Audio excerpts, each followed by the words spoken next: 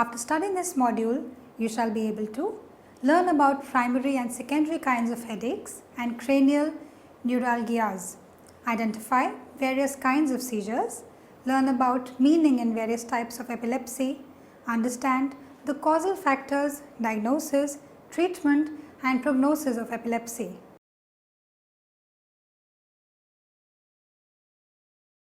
Head is the most delicate part of the body, and pain in the head is an extremely disturbing and incapacitating experience. A large number of people report having headaches. Headache is defined as a pain felt in the head or upper neck. It arises from the tissues that surround the brain, since brain in itself does not contain any fibers to receive the sensation of pain. Periosteum surrounding bones, muscles encasing the skull, sinuses and also eyes and ears may be the location of the pain felt in the head. Headache may also be due to inflammation in the meninges that surrounds the brain or in the spinal cord, arteries, veins and nerves. The pain of the headache may be dull, severe, constant, throbbing, sharp or intense. An immediate relief is sought by the sufferer. Classification of headaches. The International Headache Society in 2005 released the latest classification of headaches. The headaches may be classified into three major categories. They are primary headaches, secondary headaches, cranial neuralgias. Primary headaches. The primary headaches may be further divided into following: tension, stress headaches, migraines, cluster headaches. Tension headaches. Tension headaches are the most common types of headaches. They are more frequently reported by women. The pain in this headache begins at the lower back of the head and neck. It is felt like a pressure which engulfs the whole skull, particularly around the temples. It is felt like a band encircling the head. It is described as tightness which is not throbbing and which does not get worsened by walking. In spite of great distress, one is able to carry out day-to-day activities. The diagnosis requires case history, family history and neurological examination. Neurological examination is essential to rule out other kinds of conditions causing the headache. The causes of tension headaches are not well known. The contraction of muscles around the skull may take place due to inflammation, or they may go into spasm due to constant physical and psychological stress. The common sites are the base of the skull, where trapezius muscles of the neck insert, the temples, where muscles that move the jaw are located, and the forehead. The tension headache are successfully treated by painkillers like aspirin in most cases. Drugs to reduce inflammation like ibuprofen and acetaminophen are also used. However, there are negative side effects. Some such drugs may cause rapid heartbeat. Some of them can cause over-sedation. Aspirin cannot be used with children. In adults also, they may be irritable to the stomach and may cause intestinal bleeding. They can cause kidney and liver damage if used for a long time. With overuse, these drugs themselves may become the cause of headaches. Migraines. Migraine attacks are described as intense, throbbing and pounding pain on one side of the head. They may be located in the forehead, at the back of the head or even around the eye area. It is primarily a unilateral phenomenon. The pain may occur on both sides in some cases. The unilateral attacks may change sides from one attack to other. Severe headaches only on one side may indicate the possibility of a secondary headache, the one due to a brain tumor or an injury. Migraine is aggravated by walking and daily activities. It is typically accompanied with nausea, cold hands and feet, facial pallor, vomiting, diarrhea and excessive sensitivity to light and sound. The patient prefers to lie down quietly all alone in the dark room to avoid exposure to light and sounds. A typical attack may last between 4 to 72 hours. There are some warning signs of the coming attack which the patients gradually learn to understand. Such signs include sleepiness, irritability, excessive yawning, fatigue, depression, excessive thirst, increased urination, change in bowel habits, and craving for very sweet or very salty foods. Around 20% of the migraine attacks are associated with an aura. The aura commonly precedes the attack. The patient may experience the following kinds of aura. Fortification spectra. The patient may see flashing brightly colored lights in a zigzag pattern which usually start in the center of the visual field and then proceed towards the periphery. Scotoma. In this case, the patient sees a hole, scotoma, in the visual field, also known as a blind spot. It is also referred as a scintillating scotoma due to its shimmering and irregular borders. Some auras are of tactile nature. The sensation of pins and needles being pricked is felt in the arm, hand, or the whole of the body on one side of the body. Abnormal tastes and smells, and in some cases, auditory hallucinations are also experienced as aura. For about 24 hours after the attack, the migraine patient may feel totally drained of energy with constant low-grade headache. Some may even have the recurrence of the attack during this time. Variations of migraine. A variety of migraine headaches has been reported which underlies some neurological dysfunction.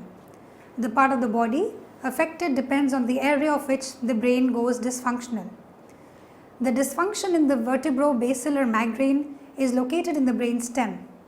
The major symptoms are fainting, dizziness, and reporting things around to be spinning, paralysis or weakness on one side of the body, and double vision. It is one of the most serious kinds of migraines. The retinal or ocular migraines are characterized by scotomas which occur repeatedly. It may include blindness in one eye for some time or even permanent blindness due to that. Diagnosis of migraines is primarily symptomatic. A family history is important due to a possible genetic link. With advancing age, more neurological tests are needed to exclude the possibility of other secondary types of headaches. Blood tests to determine inflammation and infections, and several imaging techniques have been used to diagnose the migraines. The cause of migraines. The causal factors of migraines are not very well understood. A complex, disturbed interaction between the structural, biochemical and vascular system of the brain is envisaged. It was earlier thought that the migraine was caused by vasodilation, due to which chemicals released from the nerve fibers coiled around the large areas of the brain. It has been recently estimated that certain pathways in the brain become oversensitized, particularly during the migraine attack. They send impulses to the sensory area of the brain, causing the sensation of pain. The area of the pain most implicated seems to be the thalamus. It is also known as the sensory relay center of the brain. The possibility of nerves around the blood vessels secreting chemicals promoting inflammation has also been envisaged. During a migraine attack, the sympathetic nervous system of the hypothalamus is stimulated. This part controls the primitive responses to stress and pain. Increased sympathetic activity in the intestine may produce nausea, diarrhea and vomiting in the patient. It will also delay the effect of orally administered drugs to control the migraine attack. Increased activity also decreases blood flow, resulting in cold hands and feet. Enhanced sensitivity to light, sound and other sensory experiences may also occur in this state. However, no final conclusions have yet been drawn. The treatment of migraine headaches includes both medication and non-medicative therapies. Besides pain relievers and analgesics, some non-steroidal anti-inflammatory drugs are also prescribed. Their strong negative side effects have made their use very limited. The cluster headaches. Cluster headaches come in groups or clusters. They are separated by a few hours to years. During this headache, the pain typically occurs once or twice daily. Each episode of pain may last from about 30 to 90 minutes. The attacks may occur around the same time each day, even during the patient's period of deep sleep. The pain in this headache is excruciating and is located around one eye. The affected eye may become inflamed, red, swollen or watery. The patient also reports the sensation of extreme heat felt in the eye. The nose of the affected side is also watery. Unlike in migraine, patients in this condition are extremely agitated and restless. They keep pacing around the place or may even bang their head against the wall. The causes of cluster headaches are also uncertain. One of the hypotheses is that sudden release of the neurotransmitters histamine and serotonin in the brain in widespread areas may be linked with it. When fMRI imaging is performed on the patient while he is in the grip of the clustered headache, abnormal activity has been observed in the hypothalamus. Clustered headaches tend to run in the families, suggesting a genetic link. There are certain triggers for such headaches: changes in sleep patterns, smoking, intake of certain psychedelic drugs, even drugs administered for heart disease, alcohol, certain food high in nitrite like chocolates and smoked meats, etc. can be the trigger for not only cluster but other kinds of headaches too. Secondary headaches. Secondary headaches are those caused by some pathological conditions of the brain such as tumors or hemorrhage. The muscles around the skull are not the focus of pain. Cranial neuralgia. Cranial neuralgia, facial pain and related headaches also do not involve any abnormal contraction of the muscles of the skull and the upper neck. Inflammation of one of the 12 cranial nerves causes pain. The most commonly reported pain in this trigeminal neuralgia, in which inflammation of cranial nerve 5 is involved. Such conditions can be diagnosed with symptoms, case history, family history, magnetic imaging of the brain and the analysis of the cerebrospinal fluid utilizing the technique of lumbar puncture. Secondary headaches are described as extremely painful, excruciating and worst ever in life. There may be a rupture, cerebral aneurysm indicating subarachnoid hemorrhage. The pain starts suddenly and is aggravated by exertion, even walking, coughing or bending over. It is associated with persistent nausea and vomiting. It may also be associated with fever or stiff neck, head trauma or a fall, brain seizure or changes in vision, speech and behavior. Such headaches are extremely disabling and immediate treatment for the true causal factor is required. Seizure disorder and epilepsy. The function of the brain is electrical in nature. The nerve impulses may be equated with the electrical impulses. In a normal healthy brain, the electrical activity is highly synchronized and related to the events in the environment. When this normal electrical activity gets desynchronized and begins to occur with no significant relationship with the environment, it may signal the presence of some seizure disorders. Thus, seizure disorders are defined as episodes of uncontrolled electrical activity of the brain. One of the most serious disorders related to seizures is epilepsy. Kinds of seizures. Doctors have described more than 30 kinds of seizures. There may be stiffness in the muscles. There may be hallucinations of the vision, taste and smell. These are primarily two kinds of seizures, focus and the generalized seizures. Focal seizures. Focal are also called partial seizures. They occur in only one part of the brain. They are generally described by the area in which they originate. For example, focal frontal lobe seizures. Most of the epilepsy patients have this kind of seizures. Focal seizures may be either simple or the complex kind. In this kind of seizure, the person remains conscious but has abnormal tingling sensations or numbness. There may be sudden feelings of joy, anger, sadness, etc. In the complex focal seizure, however, there may be a loss of consciousness. They may experience a dreamlike state. They may also be doing repetitive kind of behavior involuntarily, which is called automatism. They may scream or cry out even though they do not report any pain. Some patients may even report auras during which he may show consciousness. Such symptoms may be confused with narcolepsy, fainting or even mental illness. Generalized seizures. Generalized seizures involve abnormal brain activity in almost all areas of the brain. Such seizures cause unconsciousness, falls and massive muscular spasms. There are 6 types of generalized seizures. They are described as tonic, clonic, myoclonic, atonic, tonic-clonic, and absence seizures.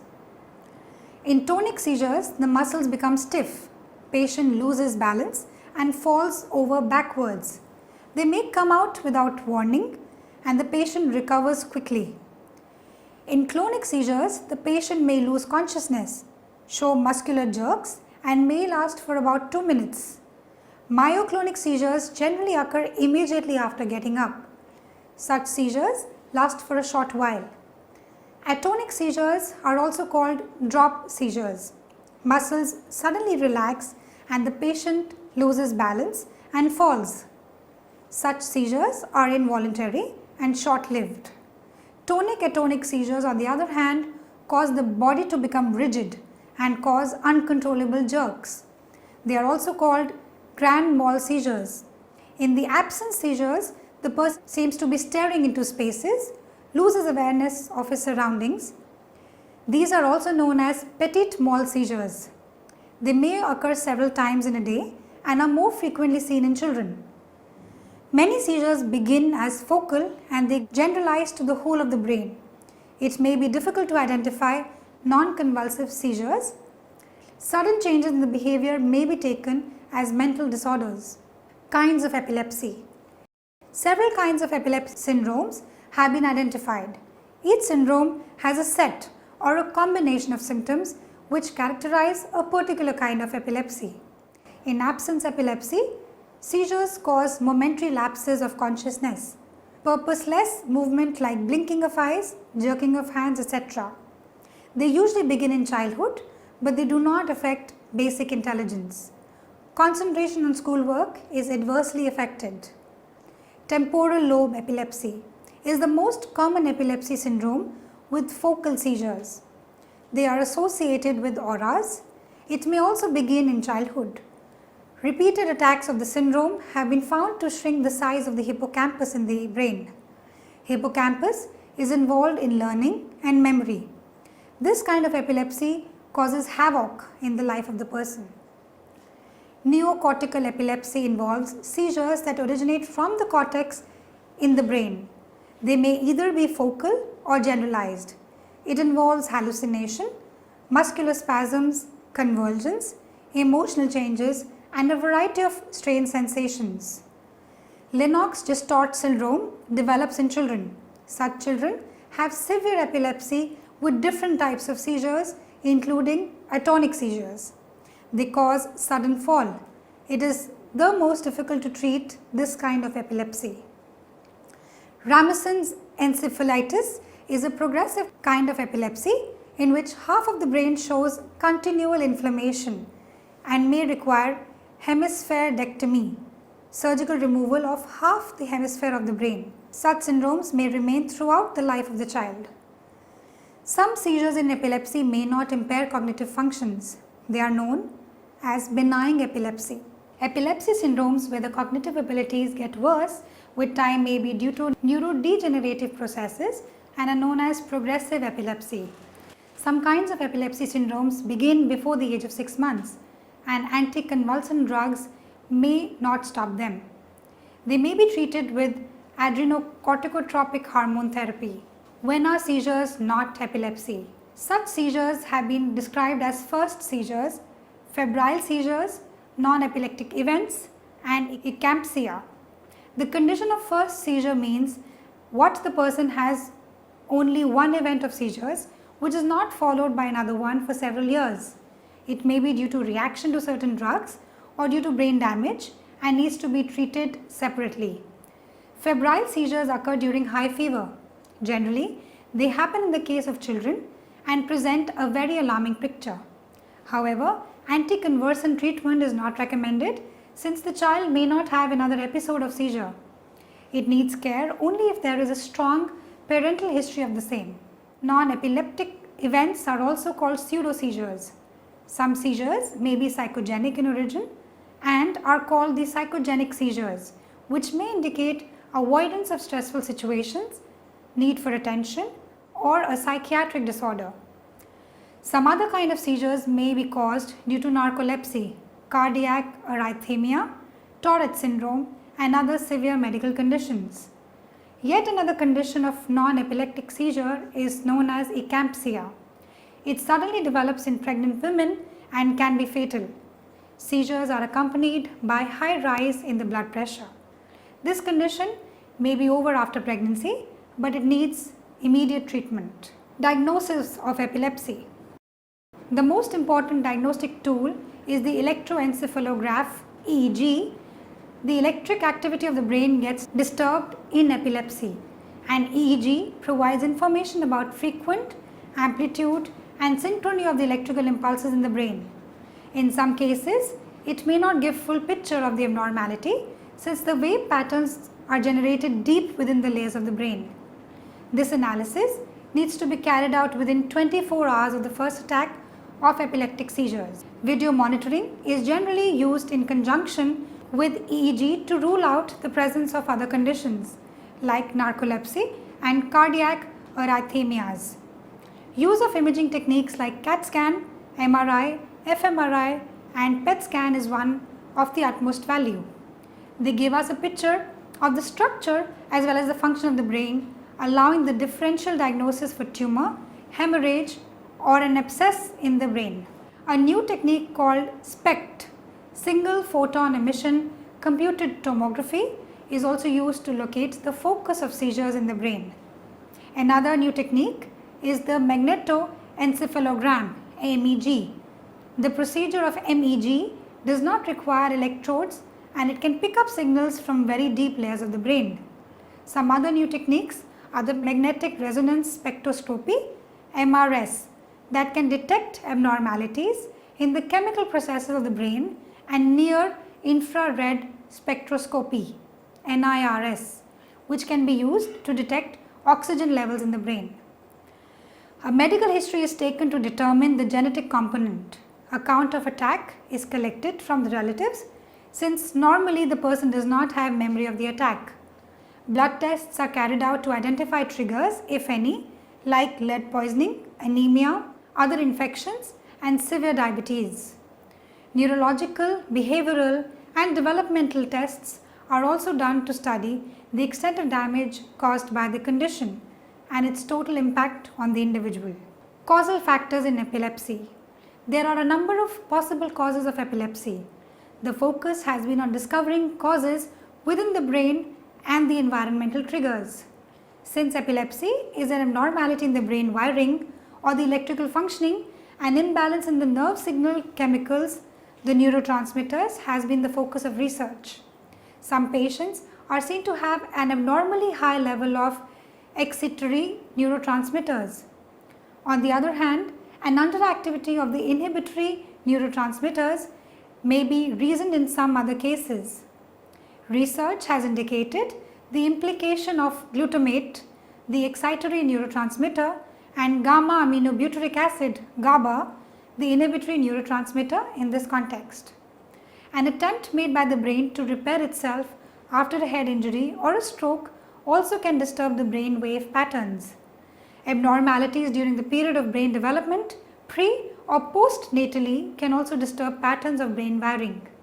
Cell membrane has been an active area of research in epilepsy since it is crucial in transmission of neural impulses. Research on animals has indicated that small changes in neuronal activity, if repeated, may produce full-blown epilepsy. Glial cells regulate concentrations of chemicals in the brain and have potential effect on its functions. They also have been linked with the production of epileptic seizures. Genetic studies have indicated the role of specific genes, particularly those that control ion channels at the time of nerve impulse transmissions. Research indicates that in the patients suffering from myoclonus epilepsy, a gene which is a code for a protein called cystatin B is missing. Another gene which is altered in a severe form of epilepsy called La-Fourage diseaser has been found to be linked to a gene that helps to break down carbohydrates. In epileptics, high potency of a gene that promotes resistance to drug has been observed. Abnormalities in the genes that help neuronal migration, a critical step in brain development, may produce dysplasia or abnormal formation of cell cluster and may produce epilepsy. A recent gene mutation in an otherwise healthy person can also trigger epileptic attacks. Brain damage due to other disorders. Several disorders may cause brain damage resulting in epileptic seizures. Brain tumors, Alzheimer's disease, alcoholism, drug abuse, and subarachnoid hemorrhage, etc. produce epilepsy since they alter activity of the brain. Strokes, severe asthma, heart attacks, and the other conditions that restrict supply of oxygen to the brain can also cause epilepsy. New cases of epilepsy in the older people are related to cerebrovascular disorders. Other disorders related with it are meningitis, AIDS, viral encephalitis, and other infectious diseases. Serious brain disorders like hydrocephalus, cerebral palsy, neurofibromatosis, pyruvate dependency, autism, tuberous sclerosis, etc.